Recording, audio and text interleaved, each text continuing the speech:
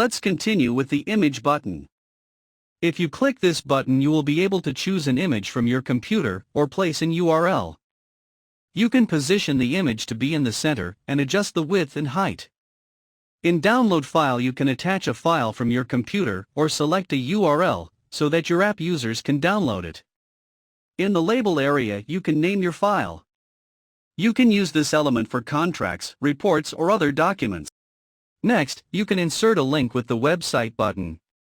Place your URL in the website field and write down the label or title of your link. You can even choose text style, bold or italic. The element Events displays the upcoming events for your users. You can write and manage the events in the Event Management page.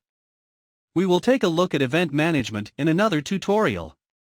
With the Social Media button, you can post your Facebook, Twitter, Instagram, and YouTube links. In the Label area, you can write a title or just leave it blank. Place the URL in the blank fields below the social media name and click Save. You can see on the right side screen that there are social media buttons. Next, Link to Page is a smart button that links and navigates users to another page. You can choose the color for the button from blue, green, orange, and red. In the Label area, you can name the button, but make sure it is short and clear to your users. In the next drop-down, you can find and select the page that you want to link. You can also transform this button into an Add to Cart button by selecting Yes. See you in the next tutorial.